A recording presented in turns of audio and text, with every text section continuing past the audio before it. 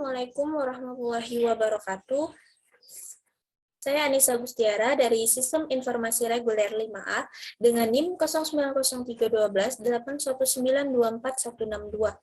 Di sini saya akan mempresentasikan mengenai contoh perhitungan biaya manfaat untuk aplikasi penyewaan baju adat. Pertama, saya akan menjelaskan apa itu analisis biaya manfaat. Menurut Wormer dalam Jurnal Misuraca 2014, analisis biaya manfaat atau cost benefit analysis adalah proses menggunakan teori, data, dan model untuk menguji produk, pengorbanan, dan kegiatan untuk menilai tujuan yang relevan dan solusi alternatif. Biaya adalah kelemahan-kelemahan yang mungkin bisa muncul dari keputusan tersebut, sementara manfaat atau keuntungan yang bisa diperoleh. Secara sederhana, cost-benefit analysis bisa diartikan sebagai proses menghitung semua biaya dari sebuah kegiatan bisnis atau sebuah keputusan. Apabila melalui analisis tersebut ditemukan bahwa manfaat atau benefit lebih besar dari biaya atau cost, maka bisa dianggap bahwa keputusan tersebut sudah tepat. Sebaliknya, jika biaya lebih besar dari manfaat, maka pengambilan keputusan tersebut harus dipikirkan kembali. Cost-benefit analysis sangat diandalkan oleh perusahaan dan organisasi bisnis lainnya dalam mendukung proses pembuatan keputusan karena memberikan pandangan berbasis bukti-bukti agnostik terkait isu yang sedang dibahas tanpa adanya pengaruh opini, bias, unsur politik, dan lain sebagainya. Dengan adanya pandangan yang jelas tentang adanya konsekuensi dan dari sebuah keputusan, cost-benefit analysis menjadi alat yang tak ternilai dalam pengembangan strategi bisnis, mengevaluasi karyawan baru, atau membuat keputusan pembelian. Baiklah, masuk ke contoh perhitungan biaya manfaat aplikasi penyewaan baju adat. Yang pertama yaitu biaya pengadaan. Biaya pengadaan ini terdiri dari biaya pembelian perangkat keras senilai 40 juta, biaya manajemen dan staf senilai 2 juta. Yang kedua ada biaya proyek. Untuk biaya konsultan ada analis senior yaitu 6 juta, analisis junior 4 juta, programmer 8 juta, dan biaya perjalanan akomodasi 2 juta. Lalu ada tahap analisis sistem. Terdapat biaya pengumpulan data senilai 2 juta, biaya ATK dan dokumentasi 1 juta, biaya rapat 1 juta, biaya manajemen dan staf 2 juta. Yang ketiga ada tahap desain sistem. Yang pertama, biaya ATK dan dokumentasi 1 juta, biaya rapat 1 juta, dan biaya manajemen dan staf 2 juta. Yang keempat, ada tahap penerapan sistem. Yang pertama yaitu biaya pembuatan formulir baru 1 juta, biaya konversi data 1 juta, biaya pelatihan user 1 juta, dan biaya manajemen dan staf 2 juta. Yang ketiga, biaya operasi dan perawatan.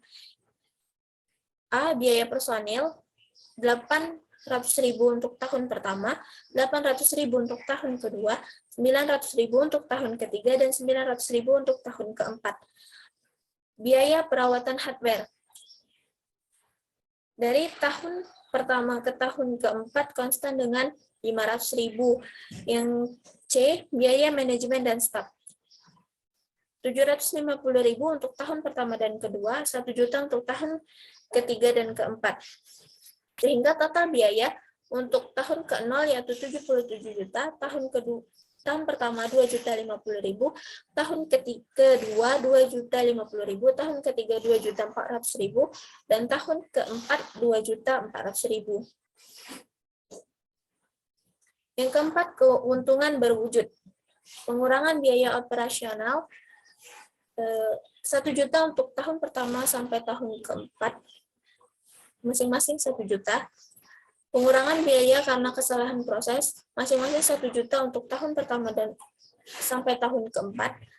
Peningkatan keuntungan penjualan, tahun pertama 6 juta, tahun kedua 6.500.000, tahun ketiga 8 juta, tahun keempat 9.500.000. Pengurangan biaya persediaan 10 juta untuk tahun pertama sampai tahun keempat. Pengurangan kredit tak tertagih 3 juta untuk masing-masing tahun dari tahun pertama ke tahun keempat. Sehingga total berwujud atau TW Untuk tahun pertama 21 juta, tahun kedua 21.500.000, tahun ketiga 23 juta, tahun keempat 24.500.000. Yang kelima adalah keuntungan tidak berwujud. Yang pertama, meningkatkan pelayanan kepada pelanggan.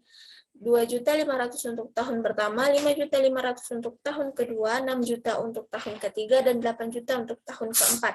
Peningkatan kepuasan kerja karyawan.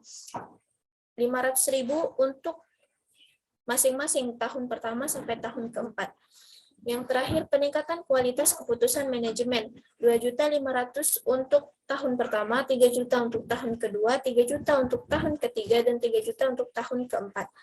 Sehingga total tak berwujud atau TTW untuk tahun pertama yaitu 5.500.000, tahun kedua 9 juta, tahun ketiga 9.500.000, dan tahun keempat 11.500.000. Sehingga total manfaat untuk tahun pertama yaitu 26.500.000, tahun kedua 30.500.000, tahun ketiga 32.500.000, dan tahun keempat 36 juta. Sehingga proses yang diperoleh dari selisih TM dan TB untuk tahun pertama yaitu 24.450.000, tahun kedua 28.450.000, tahun ketiga 30.100.000, dan tahun keempat 34.600.000. Masuk ke perhitungan analisis. Yang pertama, analisis payback period. Perhitungan analisis payback period dapat dihitung dengan rumus NP sama dengan N plus A min B per C min B dikali 1 tahun. NP adalah payback period. N merupakan tahun terakhir di mana jumlah arus kas masih belum bisa menutupi investasi awal. A merupakan jumlah investasi awal, B jumlah kumulatif arus kas pada tahun ke N, C jumlah kumulatif arus kas pada tahun N plus 1 dikali 1 tahun. Berikut tabel untuk menghitung proses kumulatif. Untuk tahun pertama 24 juta, untuk tahun kedua proses kumulatifnya 52.900.000, untuk tahun ketiga 83 juta, dan untuk tahun keempat 127.600.000. Karena total pengadaan sistem pada tahun ke-0 yaitu 77 juta, maka didapat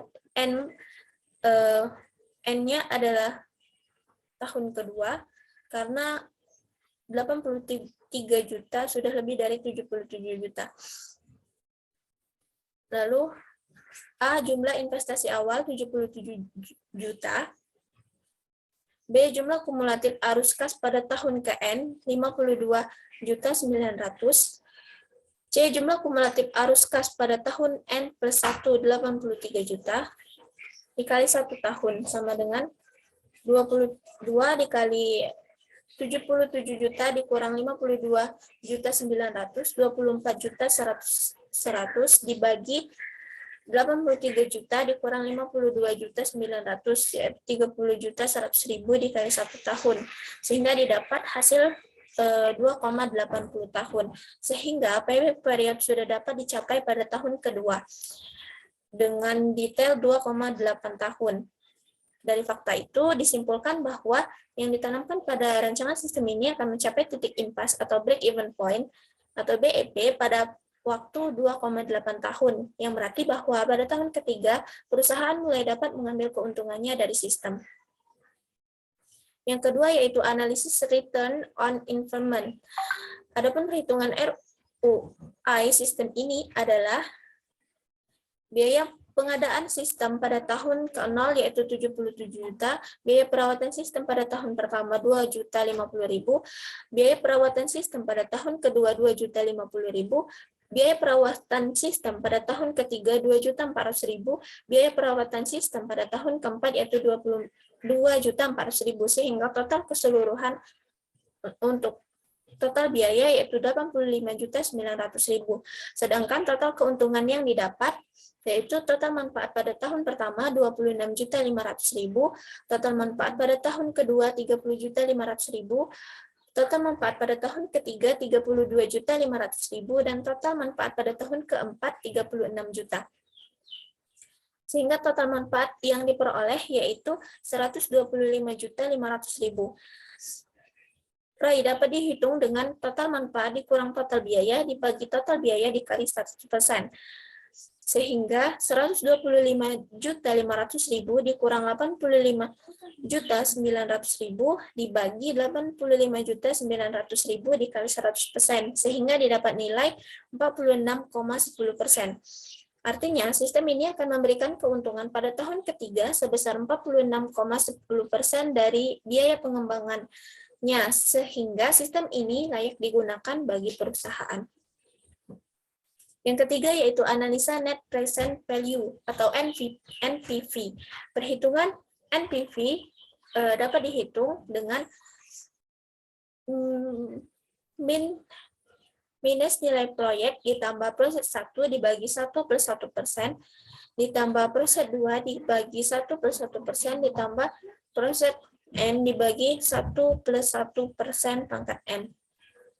Apabila diaplikasikan pada penerapan sistem yang baru ini, maka perhitungan nilainya dengan tingkat bunga diskonto 15% per tahun, maka NPV nilai proyek yaitu 77 juta ditambah proses 1 24.450.000 dibagi 1 plus 0,15 didapat dari 15% pangkat 1 plus 28 kali 450 juta dibagi 1 plus 0,15 pangkat 2 untuk tahun kedua plus 30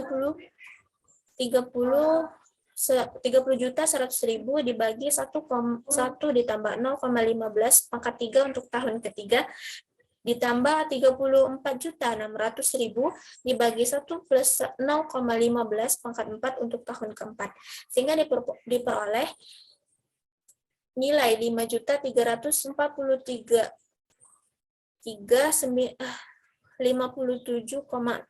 rupiah.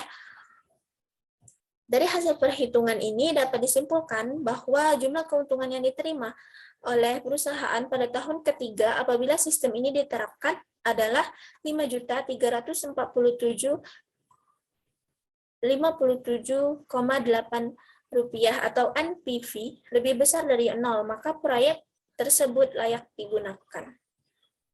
dilaksanakan. Yang terakhir yaitu metode tingkat pengambilan internal atau IRR. I pertama atau nilai diskonto yang kita hitung tadi 15%, maka NPV-nya 5.357,8 rupiah yang bernilai positif, sehingga kita coba untuk menggunakan 20% untuk menggunakan nilai diskonto 20%, maka NPV keduanya didapat senilai minus 2.763.117,3 rupiah. Sehingga didapat nilai PVPN negatif, NPV negatif. Sehingga perhitungan IRR-nya yaitu nilai diskonto pertama 15% ditambah nilai diskonto kedua dikurang nilai diskonto pertama 20 dikurang 15% dikali NPV pertama yaitu 5.347.057,8 rupiah dibagi NPV pertama dikurang NPV kedua. Sehingga dimasukkan nilai untuk NPV pertama 5.347.057,8 rupiah dikurang minus 2.763.117,3 rupiah, sehingga didapat nilai 21,59%. Artinya, proyek ini akan menghasilkan keuntungan dengan tingkat bunga 21,59% per tahun. Apabila tingkat bunga pengembalian rate of return yang diinginkan 15% per tahun, maka IRR lebih dari 15%. Dengan kata lain, proyek dapat diterima. Mungkin itu saja yang dapat saya sampaikan. Lebih dan kurangnya saya mohon maaf. Wassalamualaikum warahmatullahi wabarakatuh.